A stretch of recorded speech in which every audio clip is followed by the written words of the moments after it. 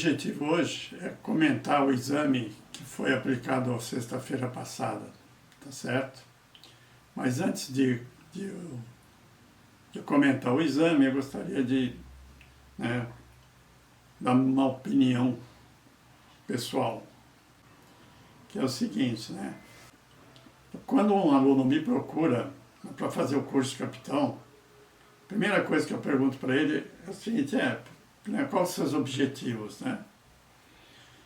Aí ele fala assim, bom, eu estou com vontade de dar a volta ao mundo, mas eu quero obter conhecimento, tá? Eu falo, mas você acha que você vai ter algum conhecimento com esse exame de capitão que a Marinha faz? O cara acha que vai ter, entendeu? Então, hoje, esse comentário que eu vou fazer sobre o exame, vocês vão ver se vão chegar a uma conclusão se tem ou não uma relação com esse conhecimento do cara, né, sair pelo mundo aí, né, que eles dizem que navegação oceânica, tá? Então, e a segunda pergunta que eu faço, né, eu pergunto para você, sabe para que serve essa carta de capitão? O cara não sabe, fica meio indeciso, né? Eu falo, não, só serve para você fazer seguro no teu barco, entendeu? Ser relacional, né, o que a Maria pergunta, com o que você vai ter que fazer na prática, não vai ter nenhuma sintonia, não vai ter nada que garanta que você, né, com a carta de capitão, você está preparado para sair pelo mar afora, tá bom? E a terceira parte, né, que me estranha muito, é que a Marinha só indica livros, né, de navegação e é só da Marinha de Guerra, não tem nenhum livro assim, que eles indicam da Marinha Mercante. Repara que quem faz o exame é a Marinha Mercante, entendeu? Que tinha o professor Caminha, que era o top dos livros que ele escreveu, entendeu?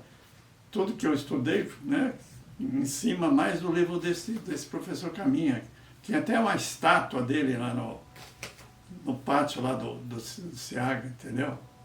E por que nunca indicaram esse livro? Só o livro do capitão de mar e guerra, né? Para você ter um exemplo, tá vendo? A Marinha indica um livro de meteorologia, capitão de mar e guerra, tá? Indica um livro tudo de navio, tá? Não tem nada de que não seja de navio. Esse livro é um excelente livro, né? Muito bem feito, mas é para navio, a bibliografia do exame de capitão. Então, para finalizar, é um livro, né, que é um resumo do livro do Míguez, que é esse livro de capitão aqui, tá certo? O livro de Míguez é um livro antigo, entendeu? Totalmente desatualizado, e é só de navio. O cara, a intenção do Míguez era escrever um livro para o pessoal que vai andar de navio, sei lá. Se você comprar um navio, tudo bem, justifica, mas se você não comprar um navio, cara, não tem nada a ver, né? Tá? E eu pergunto, né, será que os professores do SEAGA, que estão mais ligados com essa navegação amadora, né, porque fazem as perguntas, será que eles não têm nenhum livro que possa ser indicado pela Marinha de Guerra? Não tem nenhum capitão de longo curso? Por que eles não indicam o livro do Caminha, pô? Que é uma coleção excepcional, cara. O cara fez um trabalho aí excepcional, entendeu? Mas não. É só os livros que estão ligados com a Marinha de Guerra, entendeu? Então, simplesmente eu, como professor, né, de carreira, não entendo isso aí, tá? E, ao meu ver, isso aí é um comércio, não é uma intenção de passar conhecimento, tá? Então, vamos ver, vou comentar o exame agora, na sequência aí, que eu já falei muito. Então, vocês sabem que a primeira parte do exame é a navegação astronômica, tá certo? Bom, a tática que eu uso é de preparar o aluno para tirar 2 de navegação astronômica, tá certo? Por quê? É matemático, entendeu? Tem 4 fórmulazinhas lá, e não tem erro, entendeu? Mas que o pessoal da Marinha, dos professores que fazem o exame faz? Vamos então, né, como né, é bem simples, vamos inventar alguma coisa que pegue, né, que o professor, no caso eu, não tenha dado, porque eu vou mostrar por quê, tá certo? Então isso que eu não entendo, o cara inventa uma pegadinha, né, entendeu? Que não tem nada a ver. Então, na questão aqui, que eu vou comentar, né, é a questão 1.3 da parte de navegação astronômica, né, onde ele fala calcular, né, qual que é a distância polar prevista do Sol na passagem meridiana. Então, a passagem meridiana, tá? Nenhum livro de passagem meridiana diz que você calcular a distância polar. Não tem, isso não existe. Então, o que seria a distância polar que encaixasse dentro da matéria da passagem meridiana? Então, veja, se você tem uma situação, né, que é a esfera celeste, aqui vai ser o Polo Norte, né, que é o Polo Sul, que é o Equador, né, tá? Então, de uma situação que não é passagem meridiana, não é a passagem meridiana, tá? Com o que eu vou ter, né? Eu vou ter, né, vou pôr o Sol aqui, tá? E vou pôr o zênite aqui, vou pôr aqui mais para baixo, que é o zênite. O que é o zênite? É a minha projeção no céu, então isso aqui é a esfera celeste, tá certo?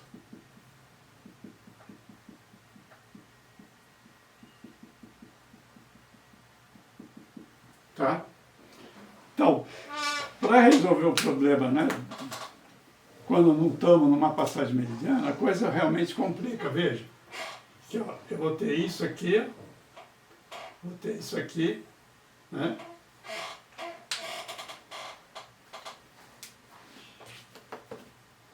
E vou ter aqui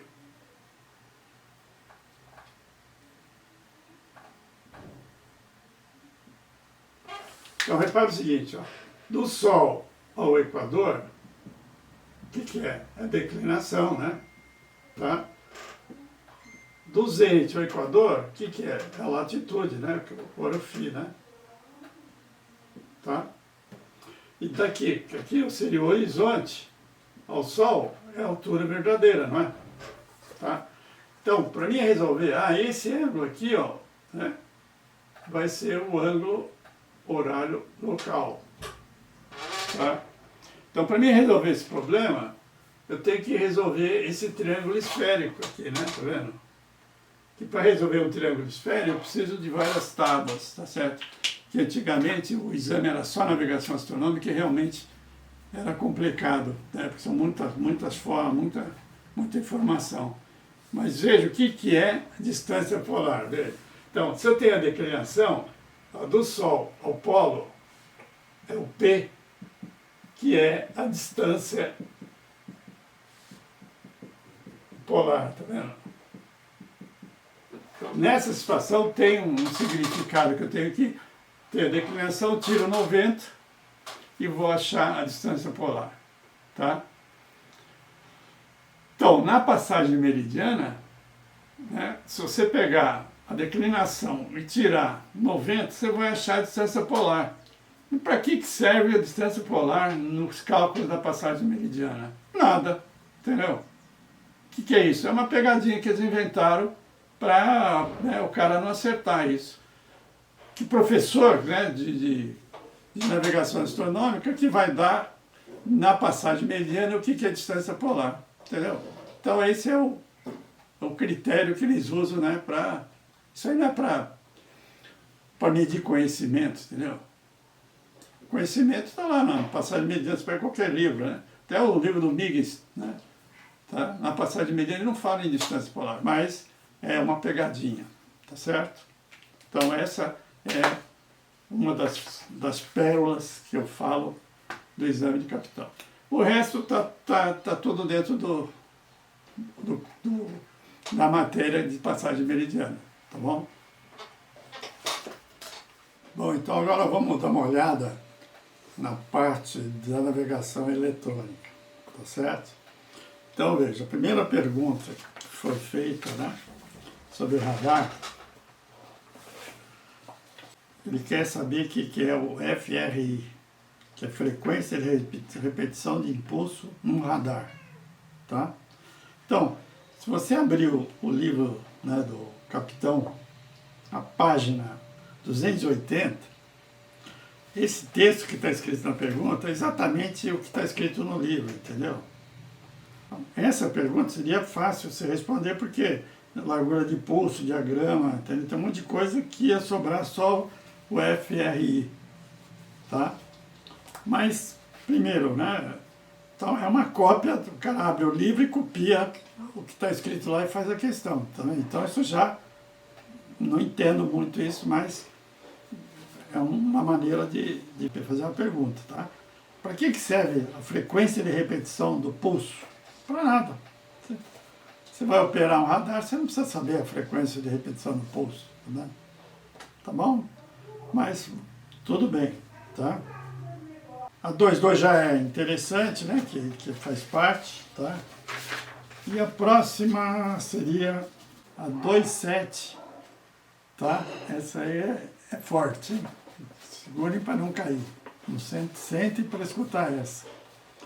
O VTS, tá?